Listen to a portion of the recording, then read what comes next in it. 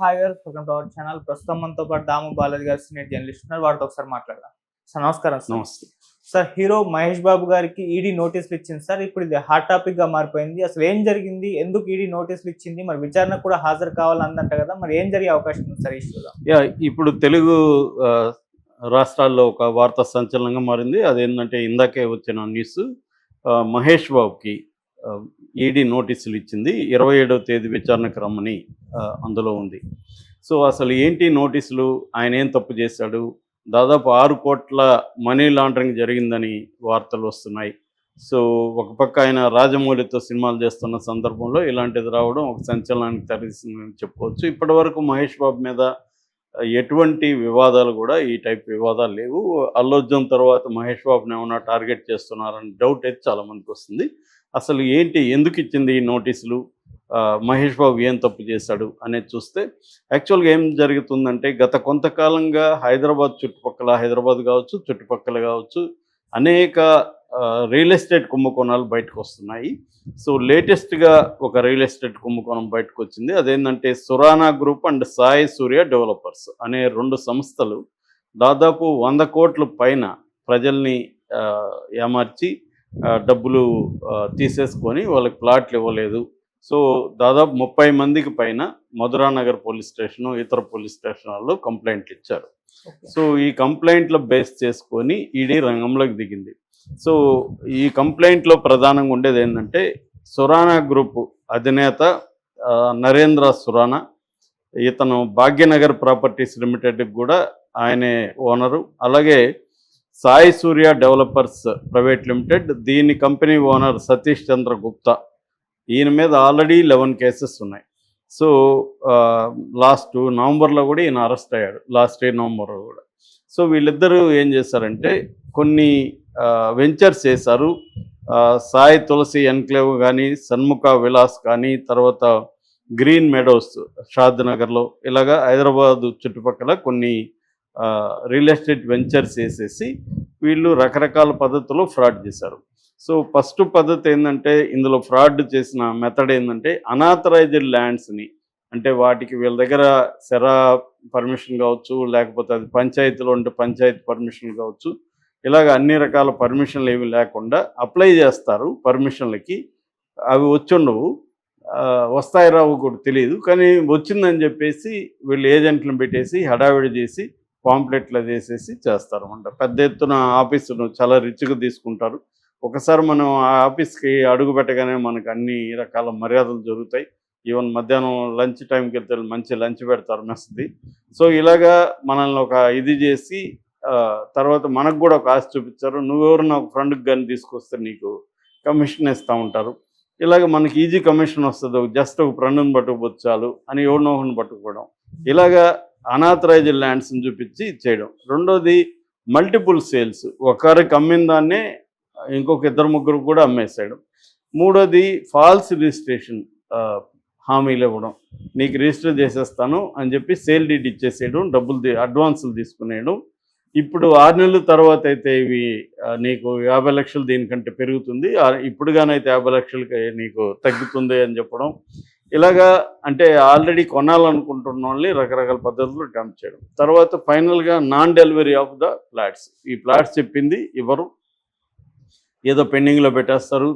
ఆ మధ్య నేను ఒక దీంట్లో చూస్తే అగ్రిమెంట్లో ఒక క్లాజ్ పెట్టారు వాళ్ళు. ఆ క్లాజ్ ఏంటంటే గాడ్స్ ఇంటర్వెన్షన్ ఏమన్నా అయితే ఈ అగ్రిమెంట్ చెల్లకపోవచ్చు అనేది పెడతారు. గాడ్స్ ఇంటర్వెన్షన్ అంటే ఏంటి, వీళ్ళకి నష్టం వచ్చింది కూడా ఎక్కడో వేరే ప్రాజెక్టులో మాకు నష్టం వచ్చింది, అందుకని మేము ఇవ్వలేకపోతున్నాం, మేము ఆల్రెడీ చెప్పాం కదా గాడ్స్ ఇంటర్వెన్షన్ అని చెప్పేస్తారన్నమాట. సో అలాగా లీగల్గా దొరకకుండా వీళ్ళు ఏం చేస్తున్నారంటే కొన్ని రకాల పద్ధతులను ఫాలో అవుతున్నారు. సో దీంట్లో చాలామంది ఇలా ఇరుక్కొని ఈ ఇద్దరి రియల్ ఎస్టేట్ ఏజెన్సీలో దాదాపు 100 కోట్ల పైన ఫ్రాడ్ చేశారని చెప్తున్నారు.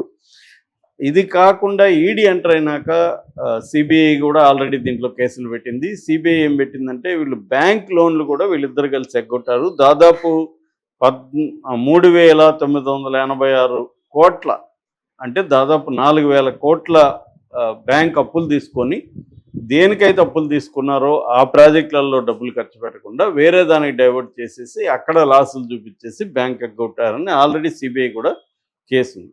అదేదో సామెత ఉంది, మోసం చేసిన నువ్వు 1000 కోట్లలో చెయ్యి అని. 1000 కోట్లలో చేస్తే నువ్వు 100 కోట్లలో ఖర్చు పెట్టావు అనుకో, వ్యవస్థలన్నీ మేనేజ్ చేసేయచ్చు.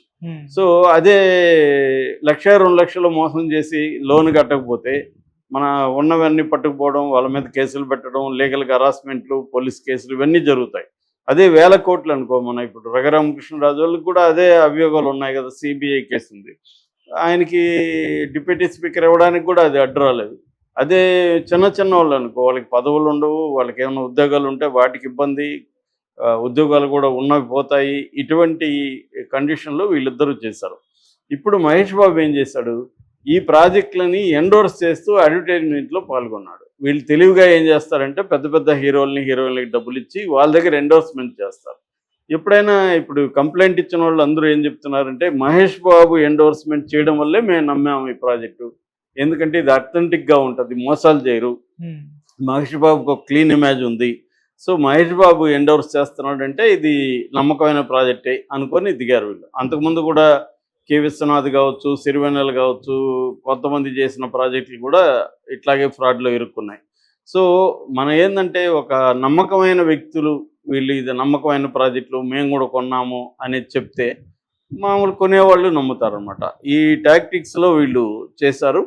సో మహేష్ బాబుకి ఈ ఎండోర్స్ చేసిన దానికి గాను 5,90,00,000 డబ్బులు ముట్టినట్టుగా ఈడీకి వచ్చింది. ఇందులో 3,40,00,000 చెక్ రూపంలోకి వెళ్ళింది, 2,50,00,000 క్యాష్ రూపంలోకి వెళ్ళింది.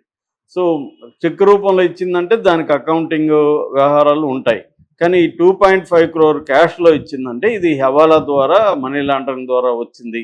అంటే బ్యాంక్ లోన్లు తీసుకోవడం, రెండోది క్లయింట్లను మోసం చేసి డబ్బులు తీసుకోవడం, ఈ డబ్బుల్ని హవాలా ద్వారా లేకపోతే మనీ లాండరింగ్ ద్వారా. ఇది ఎందుకంటే ఇదంతా బ్లాక్లో ఉంటుంది, అడ్వాన్సులు అంతా కూడా బ్లాక్లో తీసుకుంటారు.